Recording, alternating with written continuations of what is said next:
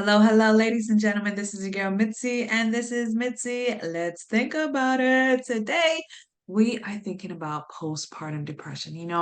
From all my mamas out there, it's real. And for all my upcoming mamas that don't really believe in the hype, honey, come and stop, think with us because it is a real thing. So, thankfully for me, I found a lovely guest, Momma Foxfire, who is going to share her personal experience as well as mine, and hopefully all of us who are listening will be thinking about this today. So thank you so much for joining and coming on the show. How are you doing today? Absolutely. I am doing wonderfully, and I appreciate so much just what you do. And I think that this is something that I feel like more people should talk about. So I'm really excited to get into it with you today. I know. And you have your own podcast where you talk about Mhm. mental health and you share those type of links. And I think that's awesome as well because we need to start breaking this taboo of mental health. You know what I mean? This stigma Yes. of you can't talk about it, you can't think about it because as soon as you do, you are crazy for trying to question whatever science in a book told you what your mind should and should not be doing. You know what I'm Yeah, saying? Like, exactly. it boggles my mind to think that back in the 1800s, we are still going off of that psychology. You know what I'm saying? Mhm. And Yeah. the type of thinking that was acceptable back then is not now. You know what I mean? We Yeah. have evolved and changed. And I think it's great that we are able to have this platform so that we can think about this and really question the knowledge that we've been given that's passed down because sometimes that knowledge is just ridiculous, because when I was reading on postpartum depression, it was just like I'm gonna feel all these crazy emotions, like, oh, this will never happen to me. I'm never gonna reject my baby. I'm never gonna feel sad. Why Yeah. would you do that? Like you have this stigma of like, basically of neglect. You know what I Hmm. mean? And it's a heavy burden to bear. But for you, if you don't mind, what was it like for you when you were first going through your experience? Like when you realized, like, okay, this has to be postpartum. What was it for you? Yeah. So first of all, I have birthed two children. And with my first one, I really had what I would probably describe as like baby blues. And I want to make it really clear, like it is normal to have some feelings of sadness, to be a little bit moody, to cry a lot. I mean, that's all within the realm of a typical post baby experience. And it kind of, with my first child, it came and went, and I was able to just kind of be like, yeah, of course my hormones are crazy. Of course I'm maybe a little bit, mourning the loss of the life that I had before a baby, because it's definitely different. Oh And it yeah. didn't get any worse, and it went away really quickly after I had him. So when I had my youngest, which they're 7 years apart, so when I had my youngest, I was experiencing a lot of the same. I was sad, I was worried, I was crying, I was moody, but then also I was just exhausted. I was bone tired all the time. And I figured that because I was also caring for three other children, and four, if you want to count my husband at the time, I was just like, okay, well, of course I'm tired. Like, of course I'm tired. Of course I'm stressed. Of course I've got all this anxiety. So I just kind of powered through it. And at night, after the kids would go to bed, I just felt like a total failure. And all this guilt was eating at me. Um, and it just wasn't coming easy to me. And of course, it didn't come easy to me with the first one either. But this one was particularly harder. And fortunately, my OBGYN asked all the right questions at one of my follow-ups. So she asked how I was healing and everything, how I was doing, and then she started asking stuff about not just how my body was healing, but she was like, how's your thinking been? Like what are some of the thoughts that you've been having? How are you feeling? And major kudos to her, because I know that my doctor, when I had my first, never asked those kinds of questions. And when I started telling her about like the shame that I was feeling, and the anxiety that I was feeling, and the fact that it sometimes would almost border on panic, instead of just, oh, I'm worried that my baby, whatever. It really was like I my heart rate would increase, and I would just get these like really awful feelings. And if anyone has ever had a panic attack, you know what I'm talking about. It's not normal. Yeah. And like I couldn't concentrate on anything. I would forget things really easily beyond what I do normally. Like I'll walk into a room all the time and be like, I don't know what I came in here for. That's part of my norm. But it was like I would forget a lot more, a lot Mhm. easier. I couldn't get to sleep. I was barely eating. And it was just all really, really on the overwhelming side of Yeah. things. Um, and yeah, at that point, whenever I talked to my doctor, I think this was at my like official, you can go back to work. So that would have been 8 weeks. She said, Mhm. how long have you been feeling like that? And I was like, I don't know, like a month, maybe 3, 4 weeks. And so and I hadn't told anyone about it either. Like I hadn't been Yeah. talking to anybody. Yeah. Like you were talking about, we were taught it is a lot better now. I will say it is so much better now. But when I was growing up, and at that time, this was in 2013, I I was brought up not to really talk about stuff that was going wrong. Like you present the good Yeah. in your life and not necessarily the bad. Um, Exactly. so yeah, Mhm. I was really fortunate that she asked all the right questions. And when she brought up postpartum depression, I was like, no, no, no, that's not me. I Yeah. don't have postpartum depression because I hadn't had any feelings of not loving my baby. I was totally enamored with my baby. I hadn't had any feelings of like um kind of the what were some of It's the other like the things? heavy side, you know what I mean? It's Yeah, like yeah, there's no equal medium when it comes to postpartum. Either you hate your baby and don't want nothing to do with it, or you either love your baby. You can't be anything in between. yeah, That's the nice yeah. thing about postpartum is that they're showing like no, everything in between still counts. Because Mm-hmm. when I had my baby, my first one, I was kind of like you said, like I felt the emotions, it was in and out, but it was nothing because it was manageable.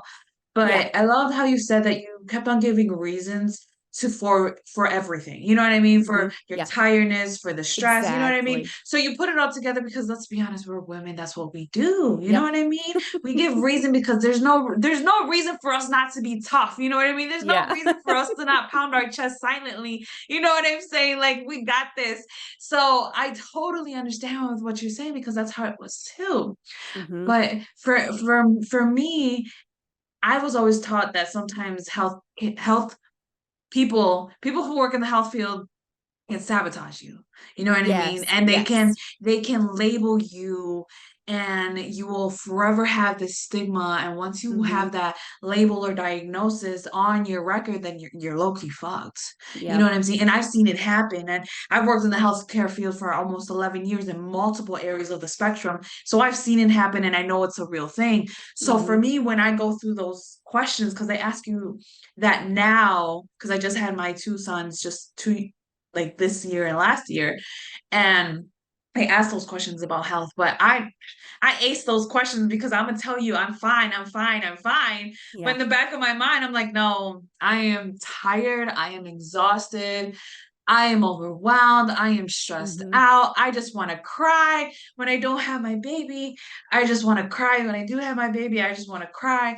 I just want to cry. I just want to cry. Oh my goodness. For me, it was the tears. It was so hard. Yeah. And it's like I have a little one right there watching me. And it's like I can't cry because, you know what I mean? You're teaching them to Yes. cry. So it's just like, ah, it's so stressful. Like postpartum, it does. It happens differently for every woman out there. Mm-hmm. So anyone that are listening and they're tuning in, I'm pretty sure you have some of them that where you're like, yes, that's so me. And other ones Yeah. like, is it gonna be like that for me? Because it is gonna be different for every woman, Mm-hmm. but I think it's the fact that we're trying to let you know that it's okay. You know Yeah. what I mean? It's okay to feel that way, and because if it wasn't because of things that I seen online that was positive, I probably would still be in depression mode right now. I mean, what was Yeah. it for you? I mean, was it really the doctor? Were they able to help you with medicine, or were you able Yeah. to find a different outlet?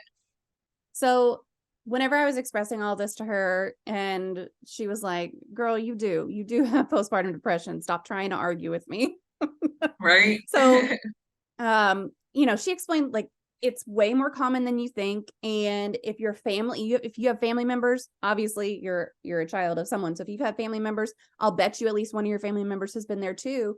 and they want to know what you're going through. So first of all, she encouraged me to talk to people, to say like, hey, and I talked to my mom first, and she was immediately supportive. And I'd been hiding everything from everybody. Like I said, you didn't talk about it.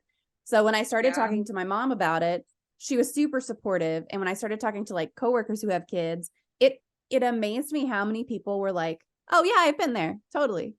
But no Yeah. one talks about it. until you bring it up. No one's going to talk about it. But yeah, she prescribed me an antidepressant that was compatible with breastfeeding because that was important to me at the time. And it helped within like a week.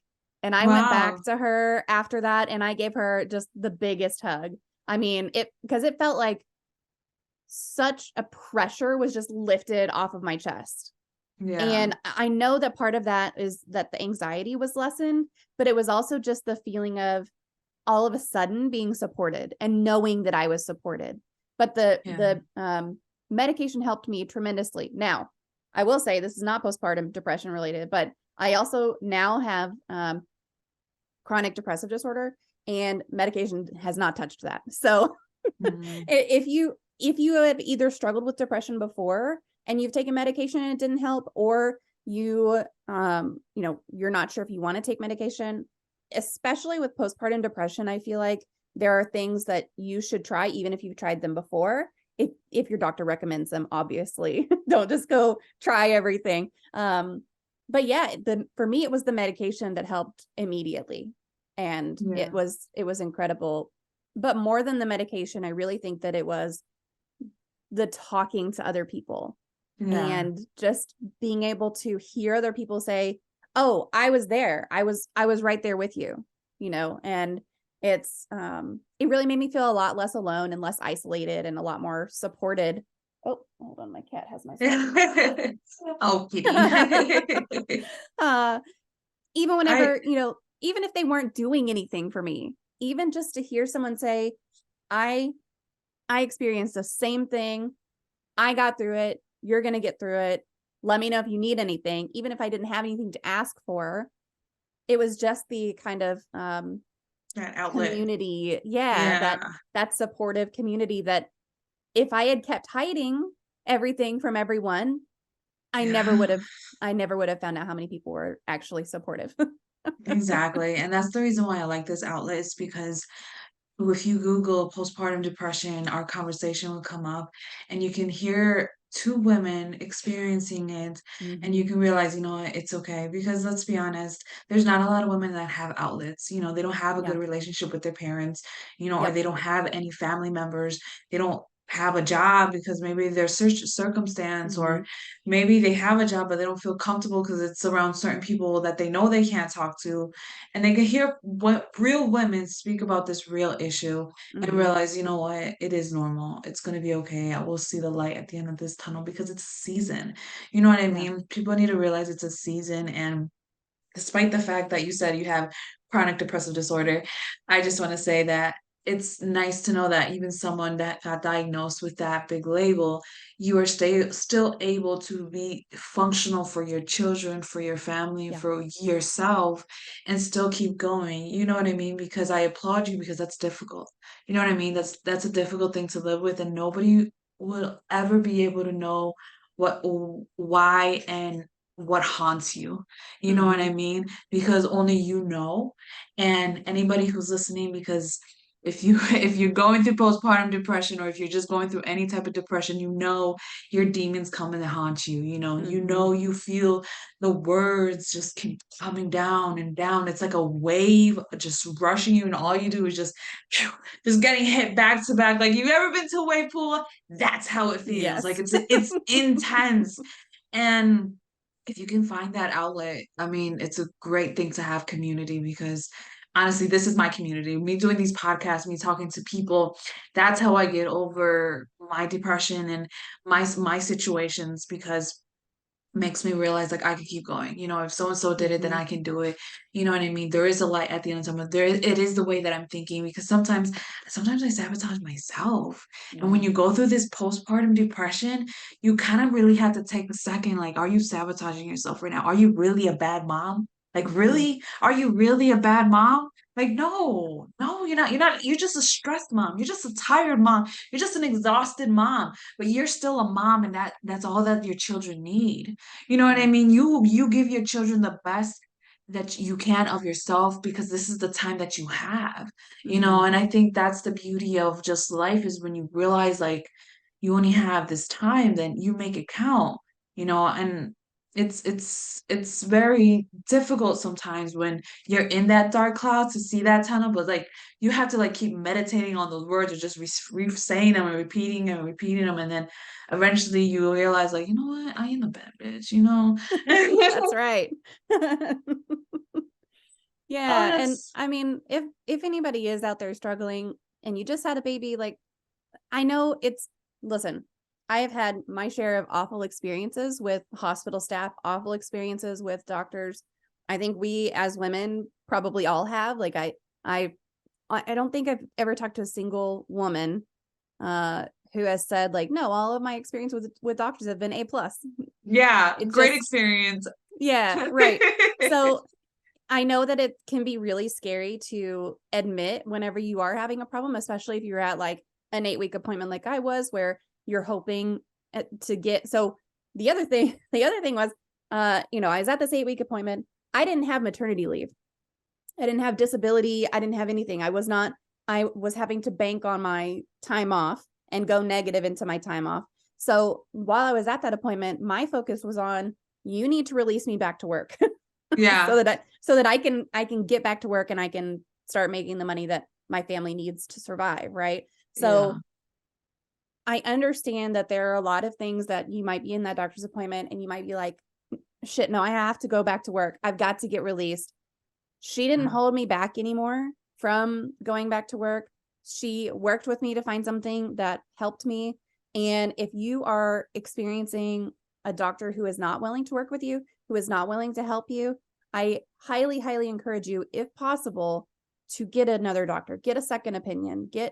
go find someone who will listen, because yes, it's normal to have some mood swings whenever you've just had a baby. Of course, your body, your hormones, everything are trying to get back to where they were before. They're all like, "Oh crap, I just shot a baby out of my vagina I basically." And know people don't realize yeah, it's a tough job, like it it is. doesn't It's just really happen tough. naturally. I mean, it does, but I Yeah, mean, goodness, it takes a lot. Like people don't realize it like when you does. get it, when you get pregnant, it literally changes you. I never understood that Yes. concept because I never had kids, until I had kids. Hmm. So I used to look at women like, what are you talking about? But once I got Well, pregnant, it was just like I don't feel like myself.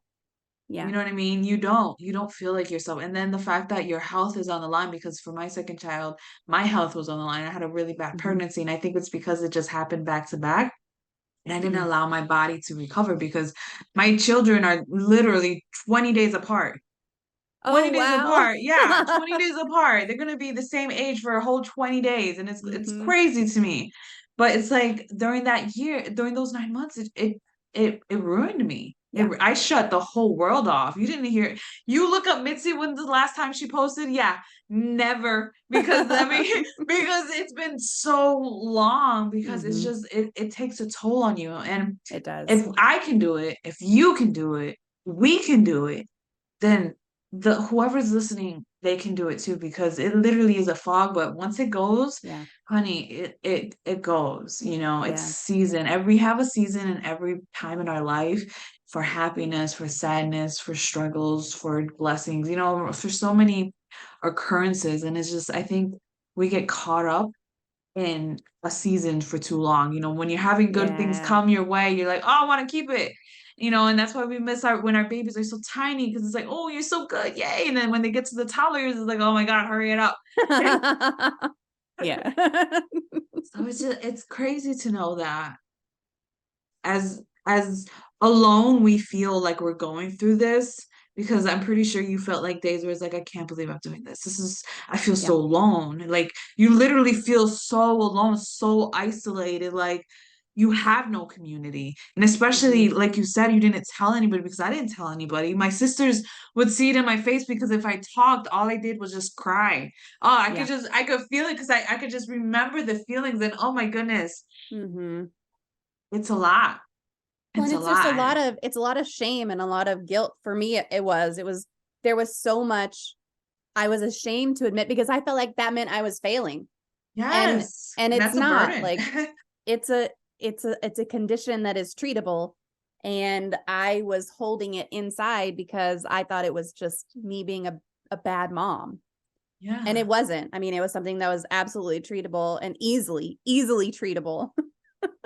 exactly. And I think that's the nice thing about how mental health is transitioning in that outlet where you can see Mhm. that there's more mental health facilities being um built and being more accessible as they're trying to treat it as if it's emergency care for your physical Mhm. body. And I Yeah. think that's what people need to understand. It is that serious. You know what I mean? If Mhm. your body's bleeding out, what's the difference if your mind is bleeding out? You know what I mean? It's the Yeah. same concept because when you're going through something so tragic, if that's how it feels, you know what I mean? You feel like you're dying, you feel like you're unoperational, and everything around you is literally forcing you to keep going. Mhm. It forces you to keep going and keep going where you realize like if you look back, you realize like, you know what? I did it. I Yeah. did it. And that right there, when you're able to look back and just realize like I did it, that's the greatest thing. Because my grandmother, she's a social worker and she's in New York City and she had to make a visit to this one lady and she said that she had to actually call CPS Mm. because after she gave birth, my grandmother went through the questions and asked her what was going on and like, how are you feeling? And she bluntly said, sometimes I feel like I want to throw my baby out the window. And my grandmother Oh. says she lives on a 16th floor Oh building my gosh. on the 14th floor. And she was just like, I had to call CPS on that. Usually Mhm. I wouldn't. Usually we'll find therapy and get her help and treatment with pills and things like that. But then she's just like, I was so scared. I was like, Yeah. that's an intense moment. Like, Yeah. what would you do? You know what I mean? If you were a social worker and you came into that position, like that's a real thing. Right. That's a real thing that real women are out there contemplating, like letting their children go because of Mhm. that. And it's crazy because back then they used to allow you to drop children off at the fire department Mhm. and You you still can can. abandon. You Yeah, still you still can? can. I Yes, didn't, that's I thought that was no mm-mm. longer a thing. Nope. Fire departments, police stations, hospitals, they all have something that's called a safe space or a safe place or something like that. And it is a official drop off point where you can surrender your child if you feel you are a danger to them or they are in danger. Yes. Wow. Well, thank you for that knowledge. Yeah, That yeah. truly So that truly makes you think about things, like yeah. I mean, if a woman is at that point, I mean, that's better to surrender and give them another Hmm. Right. opportunity versus to kill them. Because how Yeah. many times have you heard women like drive off of bridges Hmm. or burn up the house? You know what I mean? Like goodness, like you hear so many tragic stories. Like I keep hearing stories of women leaving their 1-year-old, 2-year-old baby at home alone while they go party. Hmm. Like goodness, Yeah. Yeah. is your postpartum that bad? And if it is, honey, seek some help. Yeah. We're not here to judge you. We're here to let you Right. know it's okay to seek help versus letting a child that's defenseless fend for themselves. Yeah. Well, Because and that's, there's a difference between like baby blues is considered fairly normal, right? That's a pretty light level of you're a new mom, things aren't how they used to be. It's hard. It's true. It's hard. When you're a new mom, it's hard. Everything. Everything is hard. It's hard to shower. everything. It's hard. It's hard to go to the bathroom. It's hard to sleep. Yep. It's hard, all of it. And then there's postpartum depression, which is taking it that next step of like, are you having panic attacks? Are you having extreme sadness, extreme mood swings? And then there's that next level of postpartum psychosis. And that is where you get into the thoughts of harming your child and the delusions, sometimes hallucinations also with that. And so there's all these different levels. And I don't know that it's like if you don't treat one, does it cause the other one? I don't know that. I'm not a doctor. I'm not a professional. I have no idea. But there are Yeah. different levels of it. And no matter what level you're at, if it's baby blues, if it's postpartum depression, postpartum psychosis, work with your medical providers and work with the people around you and let them know what's going on. Because even if it is something like you're having thoughts of harming your baby, what if that woman that your grandmother went to see had called her own mom and been like, Mom, I am struggling. I am having these thoughts, and maybe her mom or a friend, doesn't have to be a mom. If you don't have a good relationship with your mom, a friend or a social worker, and just let them know what is going on so that the people around you can help you. But no matter which category you fall under, Yeah. it's always okay to admit it, and it's always okay to seek out some help. Exactly. I think that's great advice. And I think this has been such a great conversation.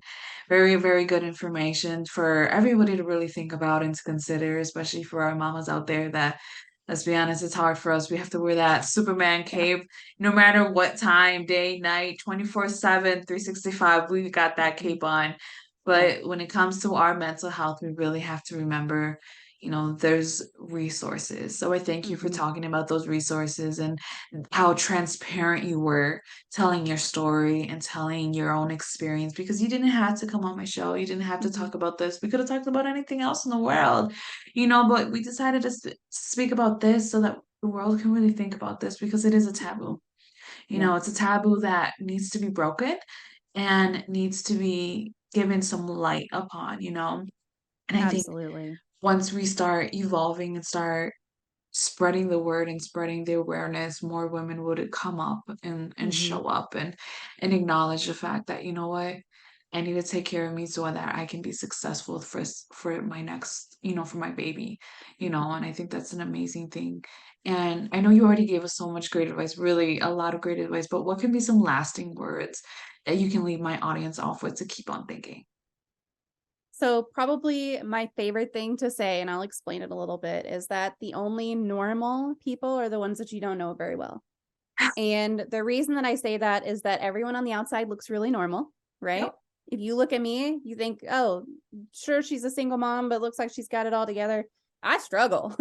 Okay. And I'm very open about my struggles, but not everyone is. So just because you look at someone, maybe it's on Facebook or Instagram or even in person, just because you look at someone and think, wow, they look like they've really got it together, you don't know their story. You don't know what they're struggling with. So keep in mind that other people are going through shit too. And just because you can't see it doesn't make it less valid. Yep. And I love also that. try not to compare yourself too much to other people because you don't know what they're going through. You don't know what they've been through. And maybe you really don't want to be in their shoes sometimes. Yes. Oh my goodness. Believe me, I always say that because what if you were given the opportunity to walk in somebody else's shoes and you Hmm. realize what that person actually has to endure? Yeah. Then you're going to have a better appreciation, but it's a lesson that you never had to learn. Yep. You chose it because you chose to live in envy. So try not to live in envy. That's an amazing statement. I love overall everything that you said because you're right. Stop comparing, seek out help. Those are the core things. And I thank you so much for coming on my show. You were really a great, great person to have and to share your perspective. I'm really happy that I had this time with you. And ladies and gentlemen, if you really want to know more, because earlier I did talk about her own podcast, it's really pretty cool. She has it worded out for you. It's pretty awesome.